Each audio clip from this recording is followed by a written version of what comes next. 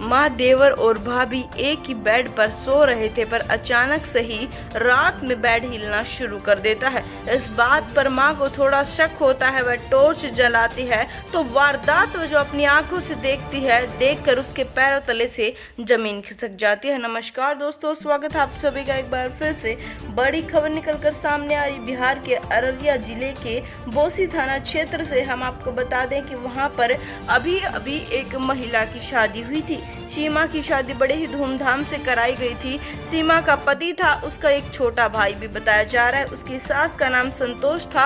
हम आपको बता दें कि सीमा के देवर का नाम राजू बताया जा रहा है। सीमा का पति दिहाड़ी मजदूरी करता था, इस वजह से आए दिन ही वह घर से बाहर रहा करता था, यानी कि घर में भाभी अपने देवर और अपनी सास के साथ में रह रही थी। हम आपको बता दें कि आज उनके घर में काफी ज्यादा बारिश आ रही थी और एक कमरे में काफी ज्यादा बारिश अंदर तक भी आ रही थी। अब रात का समय था, सोना भी जरूरी था, इस वजह से वे तीनों की तीनों एक ही बेड पर एक अलग कमरे में सो रहे थे। उसी समय पर रात में अचानक से अजीबोगरीब प्रकार की बेड के हिलने की आवाजें आना माँ को शुरू हो जाती हैं। कुछ समय तक तो माँ इस बात पर ध्यान नहीं देती है, बाद में इस बात पर ध्यान देती है। हम आपको बता दें कि घर की लाइट तक चली गई थी, इस वजह से माँ टॉर्च जला लेती है और टॉर्च जलाकर बेड को देखने का प्रयास करती है कि बेड क्यों हिल रहा, पर माँ बेड देखती पहले ही वह ऐसा कुछ देख रहे थे जिसके कारण वह दंग रह जाती है। वह देखती है कि उसके ही बगल में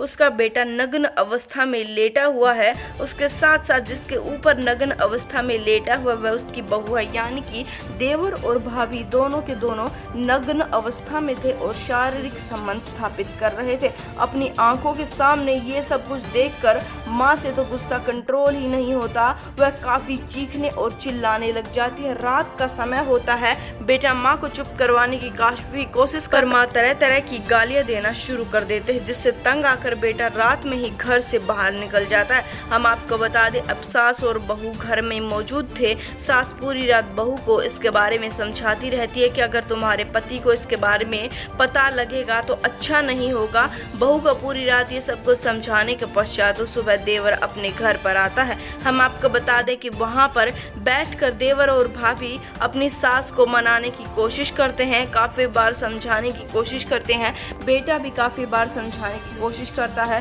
उसके साथ साथ बहू भी करती है, पर सास एक बार भी उनकी बात नहीं सुनती। वह कहती है कि ये गलत है, मतलब ये गलत है। हम आपको बता दें, उसके बाद कुछ समय के लिए दोनों की दोनों बातें बंद हो जाती हैं, यहीं पर रुक जाती हैं। ना तो सास कुछ बोल रही थी, ना ही घर में और कोई सदस्य कुछ बोल रहा था। एक और समय होता है जिस समय पर देवर और भाभी दोनों के दोनों इकट्ठे बाथरूम में चले जाते हैं। इकट्ठे बाथरूम में जाने के पश्चात काफी देर तक वह बाथरूम को नहीं खोलते हैं, जिसके कारण महिला को शक हो जाता है। महिला अड़ोसियों पड़ोसियों को वहां पर इकट्ठा कर लेती है और कहती है कि मेरा बेटा अपनी भाभी के साथ इस बाथरूम में घुसा हुआ। हम आपको बता दें कि वहां पर दर्जनों आदमी इकट्ठा हो चुके थे। जब वह उस बाथरूम से देवर और भाभी इकट्ठे बाहर निकलते हैं, हर कोई थू थू करना शुरू कर देता है, इस रिश्ते को गलत बताना शुरू कर देता है। देवर और भाभी की काफी ज्यादा बेइज्जती हो चुकी थी, पर बेइज्जती करवाने वाला कोई और नहीं, उसकी माँ ही थी। हम आपको बता दें, अब पूरी रात देवर इस मामले में सोचता रहता है। भाभी कहती है